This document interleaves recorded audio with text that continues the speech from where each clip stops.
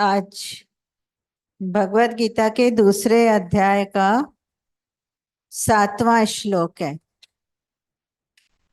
इसलिए कायरता रूप दोष करके उपहत हुए स्वभाव वाले और धर्म के विषय में मोहित चित्त हुआ मैं आपसे पूछता हूँ, जो कुछ निश्चय किया हुआ कल्याणकारक साधन हो वह मेरे लिए कहिए, क्योंकि मैं आपका शिष्य हूँ।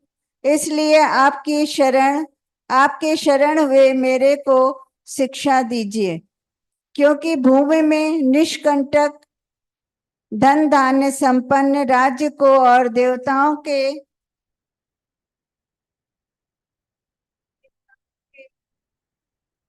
स्वामी पने को प्राप्त होकर मैं उस उपाय को नहीं देखता हूँ जो कि ये इंद्रियों के सुखाने वाले शोक को दूर कर सके। संजय बोले, हे राजन, निद्रा को जीतने वाले अर्जुन अंतर्यामी श्री कृष्ण महाराज के प्रति इस प्रकार कहकर फिर गोविंद भगवान गोविंद भगवान से युद्ध नहीं करूंगा ऐसा कहकर स्पष्ट कहकर चुप हो गए।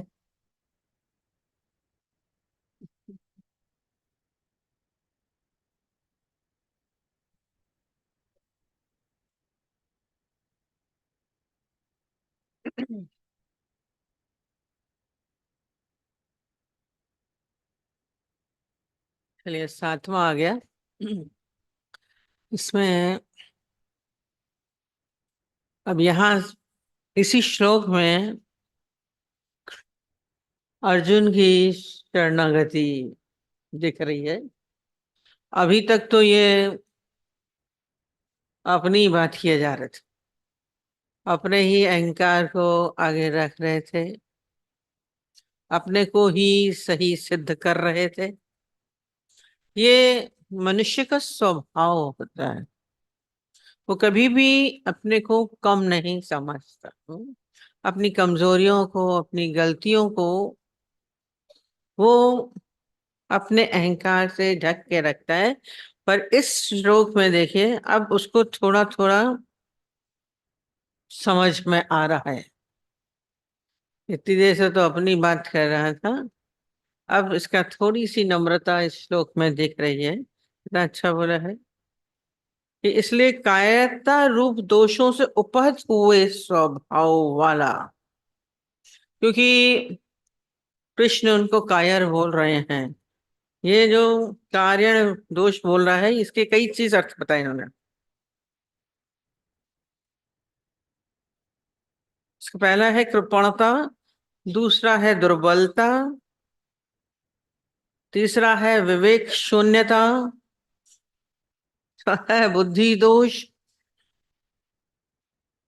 और जो सीधा नहीं समझता है कायरता है, और दरिद्रता भी। एक ही शब्द के कितने अर्थ है। कह रहे इन सब दोषों के कारण इन दोषों ने मुझे क्या किया है, शक्तिहीन बना दिया। ये आपकी भीतर आप देखा करिए, जब आपके भीतर कोई ऐसा विचार आ जाता है, कायरता का विचार है, अपने वालों का मोह के कारण है, आपके भीतर कुछ बातें जो चलने लगती हैं, तो आप कैसे होते हैं, कमजोर हो जाते हैं।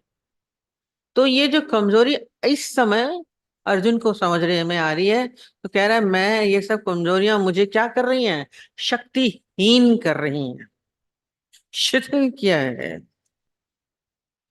मेरे में धैर्य नहीं रह गया है। आप में जब धैर्य नहीं है तो उतावलापन, उलझन होती। धैर्यता को अपने भीतर जरूर धारण किया करें। ये बड़प्पन की निशानी है। बच्चे जो होते हैं वो उतावले होते हैं, उनको समझ नहीं आती है। उनको जो चाहिए अभी चाहिए, समझ नहीं होता है, गलत सही की पहचान नहीं होता है। उनको भी, इसको भी अपनी सही गलत की पहचान नहीं है। बोलो ना, विवेक न होना। विवेक का मतलब ही होता है आपको सही गलत की पहचान। पर अर्जुन को और समझ में आ रहा है कि क्या अच्छा है क्या बुरा, समझ नहीं आ रहा, उलझ रहा है। उलझ रहा है तो बोल रहा मुझे समझ नहीं रहा है, सही ज्ञान उचित अनुचित क्या है मैं नहीं समझ पा रहा हूं। आपके सामने ऐसी इस तरह की स्थिति कई बार आती होगी जो आपको क्षीण बनाती है, और फिर बोल रहे हैं उपहत स्वभाव, माने मेरा जो सहज स्वभाव, एक क्षत्रिय समाज स्वभाव क्या होता है, लड़ने का स्वभाव, तेज स्वभाव।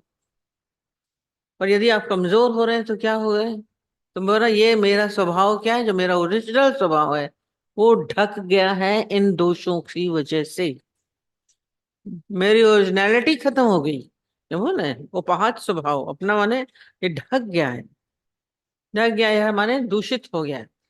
मिट्टी आ जाती है ना, जैसे कोई सामान पड़ा होता है तो पता ही नहीं चलता ओरिजिनल क्या चीज है। कभी आपकी चांदी काली हो जाती है तो चांदी नहीं दिखती है, दूषित हो गया, ढक गया।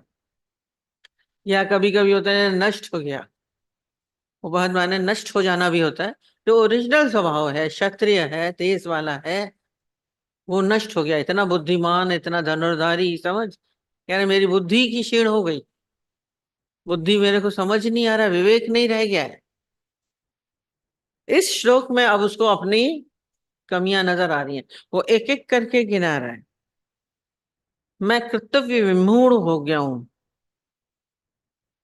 अजीब सा हो जाता है ना जब कोई बात हो रहा है तो कैसे हो गया है, प्रच्छामि तात।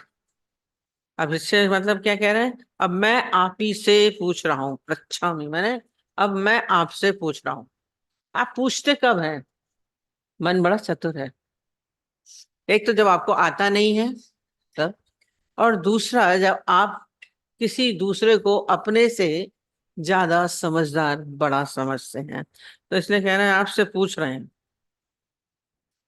मेरे को उचित अनुचित समझ में नहीं आ रहा है, इसलिए मैं आपसे पूछ रहा हूँ। इस समय मेरे सामने आपके सिवा और कोई नहीं है। अब रथ में तो वही दोनों थे, वो तो रथ में बैठ गया, तो उसको कह रहा है श्रेय में अब समझ में नहीं आ रहा है, धर्म अधर समझ नहीं आ रहा है, अब तुम्ही से मैं पूछता हूं कि मैं क्या करूं।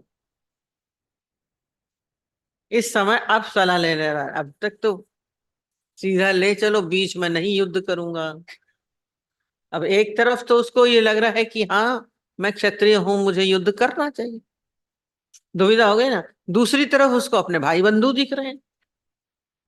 अब ये होती है दुविधा, ये भी सही लगता है वो भी सही लगता है, ये करूं कि ये करूं, अपने भाई बंधुओं को मार दूं, और धर्म के हिसाब से वो लड़ने खड़े हैं तो लड़ना भी सही है। तो ये पूछ रहे हैं, कृष्ण से पूछ रहे हैं कि अब मैं क्या करूं। इस समय समझिए क्या हुआ, अपने को बड़ा, उनको बड़ा, अपने को छोटा समझ रहे। ये श्रेष्ठ जानना, जिसको भी आप जिससे पूछ रहे हैं उसकी श्रेष्ठता को पहले समझिए। यदि समझेंगे कि मैं ही श्रेष्ठ हूं, आप कुछ नहीं सीख पाएंगे। मैं जानता हूं, श्रेष्ठता का अभिमान, ये अर्जुन को पहले श्रेष्ठता का अभिमान था कि मैं जानता हूं। वो गीता भगवान गुरु जी कितनी बारी आला दृष्टांत पापड़ वाला बताते थे, पूछ भी रही है कि पापड़ कैसे बन रहा है, और फिर जब उन्होंने बताना शुरू किया कि लो आटा लो, पता है इतना आटा लेना है, फिर उसमें नमक डालो ये पता है, जीरा डालो ये पता है, फिर डाला तो उसको गूंदो ये भी पता है, फिर इसको बोला बेला जाता है ये तो मुझे पता है, ये तो मुझे आता है। अहंकार ये बोलता मुझे मालूम है, मुझे आता है। जब उसने ये सुना कि सब बोल रही है आता आता, वो भी कम नहीं थी उसकी तरह, बोले अभी इसको बताती हूँ। फिर बोला उसको पापड़ को सुखाना, बोली ये भी आता है, पापड़ तो सुखाया ही जाता है, ये भी मुझे आता है। बोला हो गया, बोले नहीं जब सूख जाए ना तो ऊपर से पानी डाल देना। बोला ये भी आता है। समझ गया आता है। ये श्रेष्ठता का अभिमान, जो अहंकार आता भी नहीं है पर बोलेंगे मुझे आता है। अब तक अर्जुन खुद उलझा हुआ था, परेशान था, पर अपने को सही समझ रहा है, हरदम अपने को बढ़िया बता रहा था कि मेरे को तुम ये युद्ध से किनारे ले चलो, मैं युद्ध नहीं करूंगा। माने कृष्ण जो बोल रहे हैं युद्ध करो, तो ये क्या है, उसको नीचे करके बता रहे हैं कि तुम गलत मुझे समझा रहे हो। हार करके पीछे बैठ गया है। पर इसमें क्या बोल रहा है कि वो उनको अब श्रेष्ठ बता के अब बोलते हैं, क्या कह रहे हैं कि शिष्य से, माने अब मैं आपका शिष्य हूं। बड़ी देर के बाद माना है, यही शिष्य है, ये शरणागति है। आपका मन किसी के आगे झुकने को तैयार हो, उसको श्रेष्ठ समझे, उसकी बात सुनने को तैयार हो। हमने कितनी बार बोला है, अर्जुन को कृष्ण ने पहले ज्ञान नहीं दिया है। इतने वर्ष वो बोल भी रहा है, मैं मित्र समझता था आपको, अपने को श्रेष्ठ समझता था, बराबर का समझता था अर्जुन को। अर्जुन कृष्ण को अपने बराबर का समझते थे, सखा भाव था ना। पर आज क्या बोल रहा है, मैं घबरा गया हूं। जब मनुष्य अपने आप से घबरा रहा है, तब उसको गुरु की आवश्यकता होती है, नहीं तो गुरु की जरूरत नहीं। कोई नहीं जानना चाहता, झुकना कोई नहीं चाहता है। ये बड़ी अजीब स्थिति है, किसी के आगे कोई झुकना नहीं चाहता है। जब बिल्कुल अपने से हार गया, कुछ समझ नहीं आया, उलझ गया, ये काले बादल जैसे उसके सामने आ गए, तब वो बोल रहा है कि मैं आपका शिष्य हूं, शिष्यत्व स्वीकार करना। तो कल भी बात हो रही थी, जब आप शिष्यत्व स्वीकार करेंगे तब आप क्या करेंगे, ज्ञान ग्रहण करने के काबिल बनेंगे, नहीं तो ज्ञान नहीं आएगा। शिष्यत्व मतलब ही क्या है कि आप सीखने को अब तत्पर हैं, आप तैयार हैं। बोल रहा है अब आप प्रकाश स्वरूप हैं, ज्ञान स्वरूप हैं। क्वालिटी तो आनी चाहिए, गुरु की क्वालिटीज आपको दिखनी चाहिए। अहंकार जल्दी गुरु की भी कमियां दिखाता है, गुरु की क्वालिटीज नहीं दिखाता, और आपको उसका श्रेष्ठता नहीं दिखेगी, आप नहीं सीख सकते, नहीं सीख सकते। इसीलिए बोलते थे ऊपर बिठाते थे गुरुओं को, कुछ तो समझिए, बाहर से भी श्रेष्ठता प्रदान करने। भले संपद में आपको गुरु बैठाए, पर मैं नहीं बैठू। गुरु आपको बोलेगा भले, आप तेरे मेरे में अंतर नहीं है, पर अंतर है। बाहर से अंतर नहीं होता है, भीतर ज्ञान से, उसके भीतर उसके जीवन में ज्ञान उतरा, ये प्रकाशमान होता है। जब वो प्रकाशमान है, वो हमें प्रकाश की ओर ले सकेगा, नहीं तो प्रकाश की ओर कैसे ले जाएगा। आज दिया जला हुआ है तो उससे ज्योत जल सकती है, बुझे हुए दिए से नहीं जलेगी। गुरु प्रकाशमान है, उसके करीब जाते हैं, करीब जाना ये झुकना शिष्यत्व। दिया भी जलाते तो झुका के जल जाते हैं, ऊपर से नहीं जलाते, नहीं तो नहीं जलेगा। तो ये आप उनको, गुरु को क्या है, शिष्यत्व माना। आज मान लिया मैं तुम्हारा शिष्य हूं, तुम जो कहोगे वो मुझे शिरोधार्य। शिष्य की क्वालिटी क्या होती है, शिष्य खाली बाहर से बोल देते नहीं, हाँ मैं तुम्हारा शिष्य हूं कह दिया, हम तो आपके आगे झुके हैं, पैर छू लिया आके, नहीं। पर जो गुरु कहे उसको हम शिरोधार्य कर सके। आप दूसरों की कहना मान लेते हैं, पति का कहना मान लेंगे, बेटे का कहना मान लेंगे, गुरु का जल्दी नहीं मानता है। मैं बोला आई एम राइट, आपको क्या मालूम, मैं सही हूं। आपकी इच्छा, आपका मोह, आपका अहंकार आपको सही सिद्ध कराने में लगा रहता है। अर्जुन अभी तक यही लगाए जा रहे थे, और अब तक देखिए क्या बोला था, ऑर्डर आरती माना हुआ था, ऑर्डर दे रहा था कि मेरा रथ कहाँ लेके जाओ, दोनों युद्ध सेनाओं के बीच में लेके जाओ। पर इस समय क्या हुआ, जब बिल्कुल थक गया, तब कह रहा है मैं आपका शिष्य हूं, अब मैं पूरा ज्ञानी हूं, जो आप कहेंगे वो मुझे स्वीकार, शीर्ष पे धरूंगा। कितना शब्द अच्छे बोलते, श्रोधार्य, यही चीज है। इसमें क्या है, इसलिए लाइन आती है ना, निर्बल के बलराम। जब आप निर्बल बनेंगे, मैं, मेरे को कुछ नहीं आता, निर्बल के बलराम है, बलराम के बलराम नहीं हो जाएंगे जब आप भीतर से बोले मुझे कुछ नहीं आता। वो कितनी बार गुरुजी बोलते थे अपनी स्लेट आपको साफ करके लानी पड़ेगी। यदि स्लेट पे पहले से ही लिखा है तो उसमें नहीं लिखा जा सकता, पेपर पे पहले से लिखा है तो नहीं लिखा जा सकता है। बोर्ड पे पहले लिखा तो उसको पहले साफ करते हैं, चाहे कितना भी अच्छा लिखा हुआ हो, कितना भी अच्छा लिखा हो, पर उसको जब साफ करेंगे तब हम नए सिरे से उसमें हम लिख सकते हैं। तो ये भीतर हमारा क्या हो, खाली हो, सीखने को तत्पर साफ करे।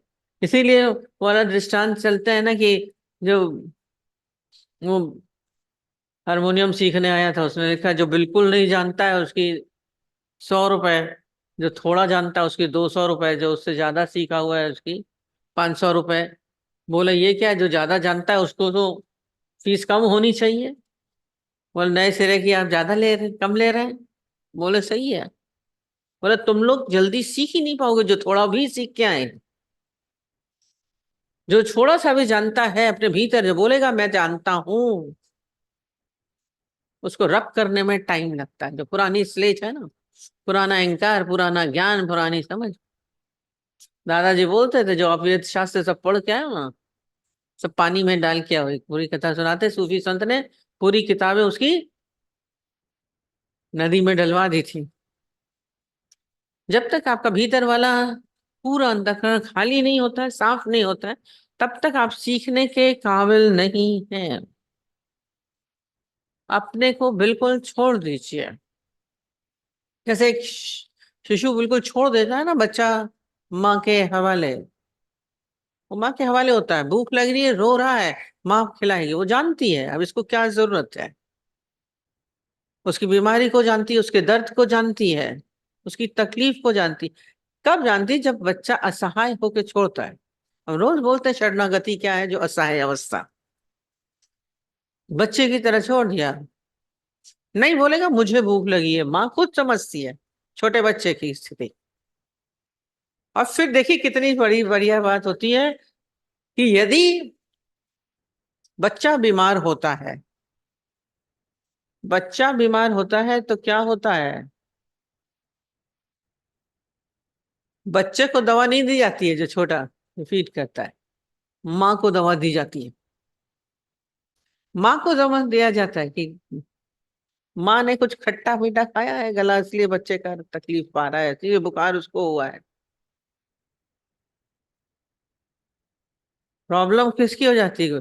ऐसे ही गुरु के आगे भी यदि आपने एक बार शरणागति हुई तो संभालिएगा। गुरु को भोगना पड़ जाता है, दवा खानी पड़ जाती है, संभालना पड़ जाता है। इसलिए यदि आपके भीतर भाव आ रहा है शिष्यत्व का, जैसे इसके अंदर आया है, तो उसके मानना भी पड़ेगा। अपने अंदर उस धर्म को स्थापित करना। मात्र प्रपन्न, तो इसे कह रहे हैं कि मुझे आप शिक्षा दीजिए। गुरु के पास लेने के लिए आई है, शिक्षा लेने के लिए तत्पर है, कि अपना बताने के लिए आए हैं, अपना इंकार बताने के लिए आए हैं, अपने को दिखाने के लिए आए हैं। जाके बोलते हैं, मुझे सुनिए, आप सुनिए, मुझे सुनाना है। अपना सुनाने को नहीं आई, आप सुनने के लिए आई है। फिर ये भी बोला है, जो मुझे आप कहेंगे वो शिरोधार्य है, ये श्रेष्ठ है। जैसा गुरु कहे सागर दा पानी मीठा, कहिए हाँ जी हाँ। मानते जाना है, जैसे जैसे गुरु कहे तो मानते जाओ।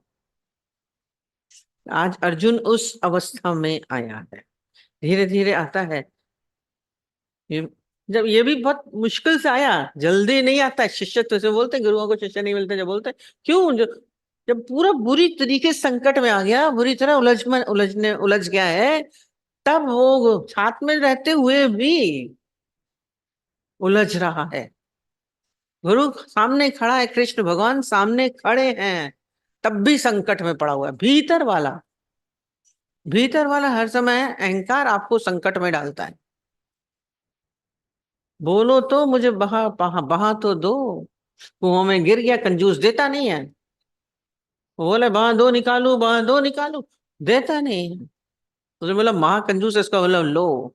तब गुरु बोलता है लो मेरे को चीज, बाहां पकड़ ले उबार लो। अपनी बाहां दीजिए गुरु को, तभी आपको वो पार कर पाएगा। ये नाना प्रकार के परिणाम दिखा रहा, पहले तो युद्ध में ऐसा हो जाएगा तो ऐसा हो जाएगा, वर्ण संकट औलाद होगी, ये सब चीजें भयानक भयानक हमारे अंदर चलता है। ममता में कोई बीमार तो हो जाए, मर तो नहीं जाएगा। कोई अंग तो भंग नहीं हो जाएगा, ये तो नहीं हो जाएगा।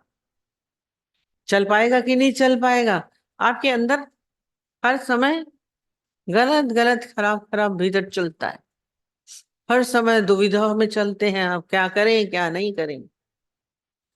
आप जो गुरु बोले डन करिए ना, ये विश्वास होना चाहिए। गीता भगवान के पास कोई आते आके बोलता था कि मैं नौकरी करूं कि नहीं करूं, बोले ये देखो दुविधा में आया है, दुविधा में आया है। शादी करूं कि नहीं करूं, यहाँ जाऊं कि नहीं जाऊं, वो मर गया है, जाए। पूछ रहे हैं यदि जा रहे हैं, कहते इनका मन में है जाना।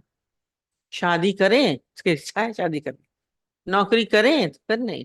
दुविधा में होते हैं, संकट में पड़े रहते हैं आप लोग। गुरु के ज्ञान से निर्णय शक्ति आ जाती है। जब आपके जीवन में गुरु होगा, आपके भीतर से खुद ब खुद उनके साथ प्रकाश जैसे होता है ना, तो उसके में मार्ग दिखता रहता है। जब आपके जीवन में गुरु आएगा, उसका ज्ञान के प्रकाश में आपको खुद निर्णय लेने की शक्ति आनी चाहिए, पर उसके प्रकाश के अंडर में रहना पड़ेगा। ज्ञान का प्रकाश है, उस प्रकाश में आपको मार्ग खुद ब खुद दिखेगा, सही कौन सा है गलत कौन सा। ये शिष्यत्व स्वीकार करने वाली चीज है, जल्दी मन सताता है। और ये भी वही बोलते हैं, जब आप बहुत मन में श्रेष्ठ समझते हैं तब आपका समर्पण होता है। नहीं तो मनुष्य सारा समय अपने को ही श्रेष्ठ समझता है। सारा समय अपने को श्रेष्ठ समझते हैं तो समर्पण नहीं कर पाएंगे। सब पूछते समर्पण कैसे हो, समर्पण। आप गुरु को या जिसके आगे भी आप समर्पित हैं, उसको अंदर आपको उसकी क्वालिटी समझ में आ रही है, उसकी श्रेष्ठता समझ में आ रही है। इस समय अर्जुन को समझ में आ रही है, अभी तक वो अपने को समझ रहा था। तब कह रहा है अब मुझे शिक्षा दीजिए, मुझे शिष्य बनाइए। ये समर्पण है। जब आप किसी को अपने से श्रेष्ठ समझ के उसके आगे झुकते हैं, यही शरणागति है। परिभाषा पूछते हैं शरणागति की, दादाजी को बहुत अच्छा लगता था, इसलिए अपने फ्लैट का नाम ही उन्होंने शरणागति रख दिया था। बिना शरणागत हुए आप नहीं सीख सकते। दोनों रस परस है, ज्ञान से ही उद्धार है, पर ज्ञान बिना शरणागत हुए नहीं मिलेगा। नहीं मिला अर्जुन को, अभी तक था ना शरणागत होगा, अब आगे शुरू होगा। अब 7वें श्लोक में इधर वो शरणागत हो रही, ये स्थिति है आरंभ होना। धीरे धीरे ही आरंभ होता है, नहीं तो नहीं होता है।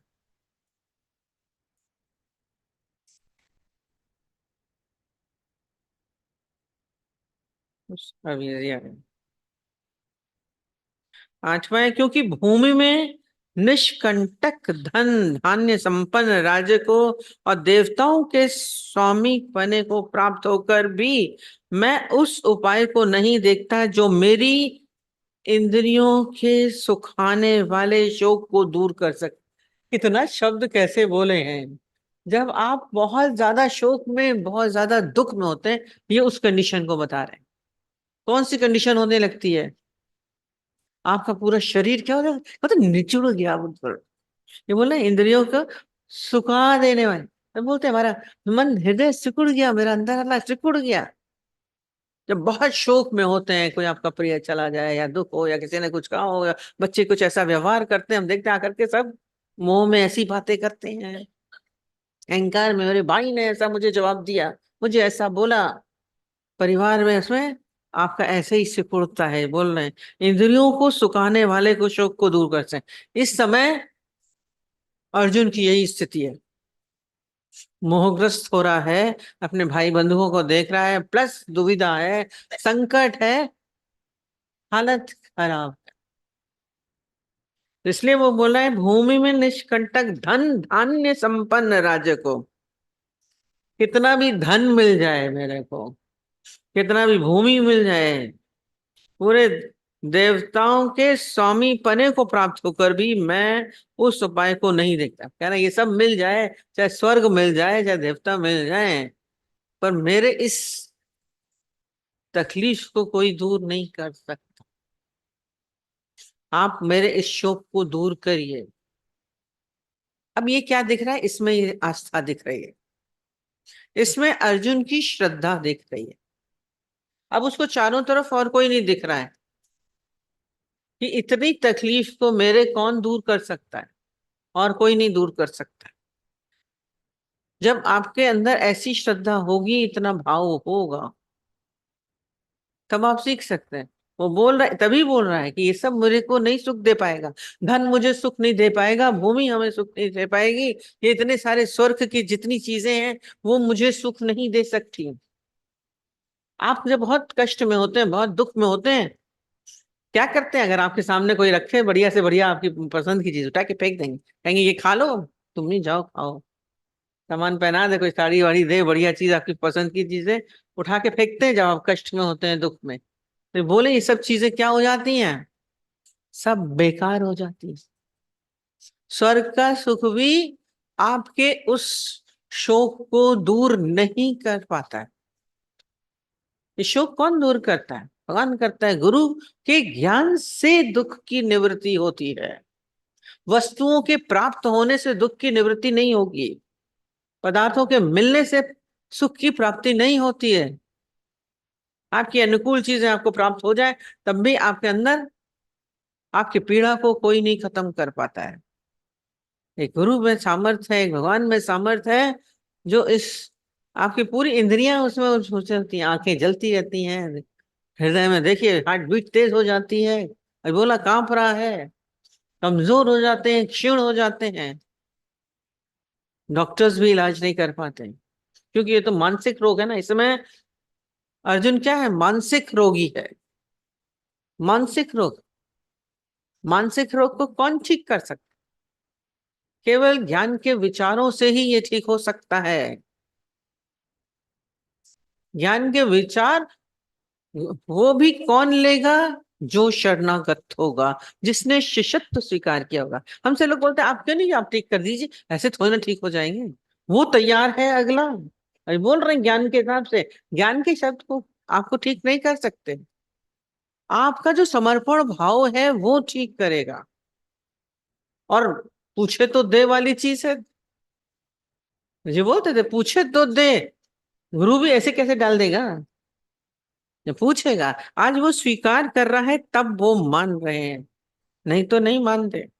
श्रद्धा पूर्वक निवेदन कर रहा है, सीधा नहीं मुझे ज्ञान दे दो, लपेट के अहंकार से आ गए ज्ञान ज्ञान दीजिए, नहीं। श्रद्धा पूर्वक। इस समय अर्जुन की जो स्थिति है वो बहुत नम्र बन गया है, श्रद्धा से बैठा हुआ है।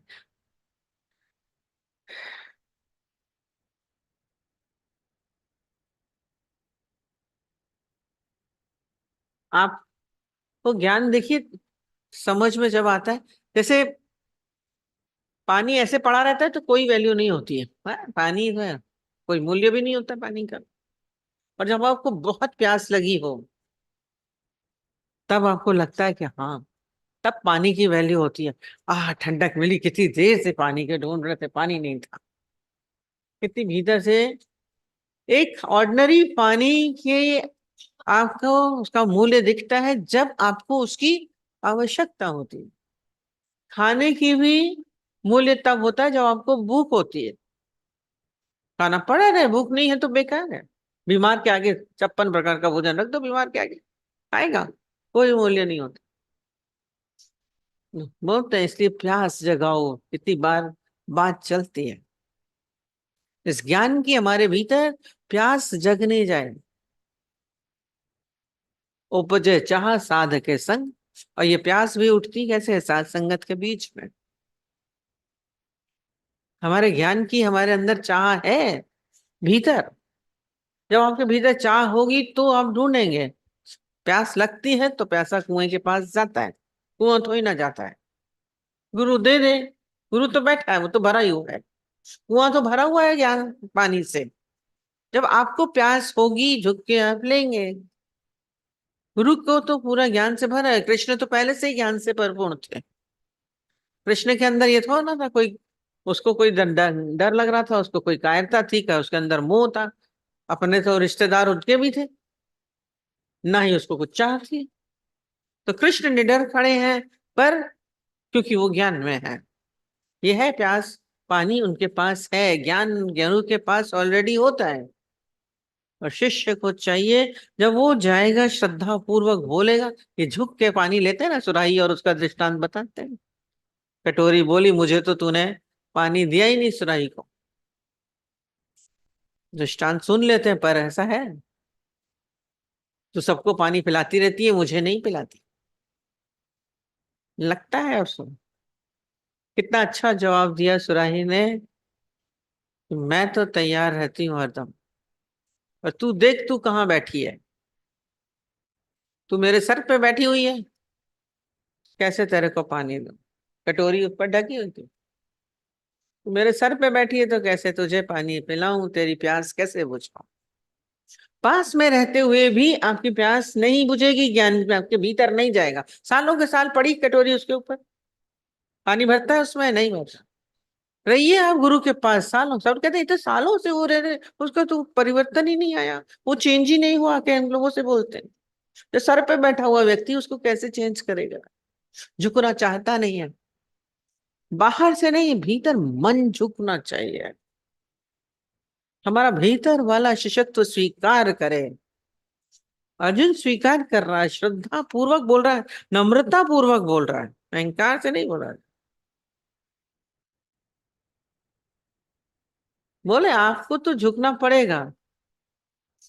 ये बोलते हैं कर्म कर फल की इच्छा, कर्म फल भगवान देगा अपने आप। कर्म ये है कि आप आ, शरणागत होइए। आपका कर्म है कि आप शरणागत होइए, आप झुकिए। फल तो देगा, सुराही तो पानी देगी देगी, हम झुकें। जब इतना बिल्कुल हेल्पलेस हो गया अर्जुन, तब आके बोल रहा है कि सत्य से। मनुष्य भी बड़ा दिक्कत से किसी के आगे झुकता है, नहीं झुकते। साथ चलते घूमते फिरते रहते हैं, अपने ही तक की सीमित होते हैं। वो केवल उपलब्धियां नहीं मिलेंगी, आपको ज्ञान समझ नहीं आएगा। धीरे धीरे स्थिति आती है। और जब आप शिष्यत्व स्वीकार करें, तो आपके अंदर ये तैयारी होनी चाहिए कि आप गुरु को इतनी इजाजत दें कि वो जो भी कुछ कहे आप सुने। नहीं कहिए गुरु को ये क्यों कहा, ये क्यों कहा, ये नहीं कहना चाहिए था, ये आपको नहीं कहना चाहिए। हम लोग को आके सब बताते हैं, बड़ा शिक्षा देते हैं हम लोग को, ये आपने गलत किया, ये आपको नहीं बोलना चाहिए था, ये नहीं कहना चाहिए था। इतनी इजाजत उसकी खुली होनी चाहिए कि वो आपको सब कुछ कह सके। है ना, आप लोग गुरु के आगे ताला मत लगवाइए। गुरु के मुंह पे ताला लगवा देते हैं, आपने ऐसा क्यों कहा, आपने क्यों कहा, आपको ये नहीं करना चाहिए था, ये नहीं करना। ये बहुत अच्छा बताया। इसलिए लास्ट में बोलते हैं 10वें में, ठीक हो गया ना। हे भारतवंशी दृष्टांत, अंतर्यामी श्री कृष्ण महाराज दोनों सेनाओं के बीच में शोक करते हुए अर्जुन को हंसते हुए ये वचन बोले। अब ये संजय बोल रहे हैं, धृतराष्ट्र को बता रहे हैं कि अब पहले तो अर्जुन परेशान था, अब उसने शिष्यत्व स्वीकार किया। श्री गोविंद भगवान से युद्ध नहीं करूंगा यह स्पष्ट कहकर चुप हो गए। शिष्यत्व स्वीकार करने के बाद भी अपना निर्णय दे दे रहे हैं, कितना मजेदार है। मैं युद्ध नहीं करूंगा, अभी भी हारा हुआ ही है, और अपना निर्णय तो दे दे रहा है, मैं युद्ध नहीं करूंगा। शिष्यत्व स्वीकार करने के बाद भी जल्दी मन मानने को तैयार नहीं होता है। बोल के भी श्री गोविंद भगवान बोल दिया, और इसके बाद फिर बोल रहे हैं, कृष्णा संजय बता रहे हैं धृतराष्ट्र को कि अंतर्यामी श्री कृष्ण महाराज दोनों सेनाओं के बीच में खड़े थे ये रथ। तब बिल्कुल लास्ट में जब दोनों के बीच में रथ खड़ा करवा दिया, तब बोल रहे हैं, और हार के पीछे बैठ गए। ये हारा हुआ मनुष्य होता है। आप संसार में हारे हुए जी रहे हैं, इसीलिए गुरु की जरूरत होती है। इसलिए कहते हैं अर्जुन को हंसते हुए ये वचन बोले। अब यहां से एक अर्थ से ज्ञान सुनाएंगे, ज्ञान शुरू हो जाएगा सांख्य योग का। भगवान इसके बाद बोलेंगे। अब कितने हंसते हुए बोलते हैं, रोते हुए ज्ञान नहीं दिया जाता है। वो उसके अज्ञान पे हंस रहे हैं। ये क्या है, कृष्ण हंस रहे हैं। उनको लगता है ये सब बातें व्यर्थ है, छोटी सी बातें हैं। गुरु के आगे आपको जो बहुत बड़ी बड़ी समस्या लगती है, बहुत बड़े कितना हो जाएगा, ये हो जाएगा, गुरु के आगे कुछ नहीं होता। गीता भगवान की हम बात कितनी बार वाली बात बताते हैं, हमारे सामने की बात है। वो आई, अरे गीता भगवान, हम बहुत दुखी हैं, हमारे घर में ऐसा हालत हो गया है, मेरी सुनिए मेरी सुनिए। बोला सुनाओ। फिर उसके बाद वो सुनाना शुरू किया। हमारे जेठानी ये करती है, फिर मेरे उसने ये मेरे साथ किया, फिर मेरी बहू भी मेरे पास आई है, वो भी उसी की तरफ हो गई है। फिर वो, फिर सारी थोड़ी देर के बाद बोलते हैं पो, फिर क्या हुआ, फिर क्या हुआ, फिर क्या हुआ। सारा समय पूरा इतना लंबा कहानी, फिर क्या हुआ, फिर क्या हुआ पूछते रहे। जब पूरा सुना दिया, आधा घंटा पौन घंटा वो अपनी कथा सुनाती रही। अब वहां फिर क्या सुनते रहे बड़े मजे से, जैसे अभी कृष्ण सुन रहे हैं ना पूरे मजे से। और उसके बाद में केवल एक हंसते हुए एक निर्णय दे दिया, अरे इतनी मेरी बात को 1 मिनट में आपने खत्म कर दिया। गुरु के आगे कोई समस्या नहीं लगती होती, जो आपको बस पहाड़ की जैसी लगती है ना, उसके आगे कुछ नहीं है। राई के बराबर होती है आपकी समस्याएं बहुत बड़ी, वो 1 मिनट में चुटकियों में दूर कर देते हैं। हम अपने अंदर अपनी अज्ञानता के कारण समस्या स्वयं खड़ी करते हैं। आपका अहंकार के कारण आपको समस्या दिखती है, आपके जो विकार है उसके कारण आपको समस्या दिखती है, आपके मोह के कारण आपको समस्या दिखती है। पर गुरु हमारी इन सब समस्याओं को जीरो कर देता है। तो ये भले कांप रहा है, उलझ रहा है, मैं युद्ध नहीं करूंगा, शोक करते हुए, अर्जुन के शोक करते हुए हंस रहा है। हंसेंगे तो आपको दुखी होते हैं, अरे हमको इतना दुख है और ये हंस रहे हैं, क्योंकि उनको समस्या समस्या नहीं दिखती। अब आगे ज्ञान कल सुनिएगा। आज शिष्यत्व स्वीकार करने का, जब तक शिष्यत्व स्वीकार नहीं होगा ज्ञान आरंभ नहीं हो। सब बिना ज्ञान के जीवन नहीं बनता है, पर आरंभ ज्ञान आपके भीतर जाएगा ही। जिससे आप ले रहे हैं उसके प्रति हमारा भाव तो हो, हमारी श्रद्धा तो हो। श्रद्धा नहीं हो, भाव नहीं है, समय वेस्ट मत करिए। समय बर्बाद करते हैं अपना भी, गुरु का भी। गुरु जी बोलते थे हमारे पास 10 आए 20 आए, पर क्या हो, जो वास्तव में उस मंजिल को पाना चाहते हैं, जिसके आगे सही लक्ष्य हो, है आपका लक्ष्य, तभी आप आगे बढ़ पाएंगे। जब आपने घोड़े को देखा है, जब घोड़े चलते हैं तो उनके इधर और उधर वो बांध देते हैं।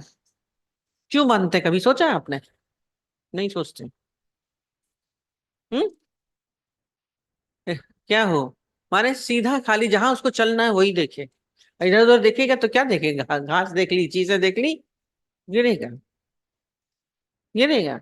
तो हमारे जीवन में हमारा लक्ष्य क्या है, ये लक्ष्य अपना साधिए सीधा, और फिर इधर उधर नहीं देखना। बाहर के आकर्षण आपको आकर्षित नहीं कर पाए। अब घोड़े को तो मनुष्य बांध लेता है, लगा दिया आंख के आगे, पर आपको कौन बांधेगा? आपको इसके लिए स्वयं बनाना पड़ेगा। आपको अपने भावों को संयमित करना पड़ेगा। हमारे भाव इधर उधर चलते हैं, कभी इधर कभी उधर। हम अपने भावों को, अपने विचारों को साधें, ये तप होता है, साधना है। बांधिए, इधर उधर जाए नहीं, आकर्षण हमें आकर्षित नहीं करें। क्या होगा, इधर उधर जाएंगे तो आपकी गति धीमी हो जाएगी, आप अपने लक्ष्य पे नहीं पहुंच सकते। भावों को साधना सीखिए, दोनों तरफ बांध के चलते हैं। जो इस मार्ग पर चलते हैं वो इधर उधर भटकते नहीं, नहीं तो आपकी मंजिल दूर हो जाएगी। मंजिल को दूर मत करिए, करीब लेके आइए। ठीक है।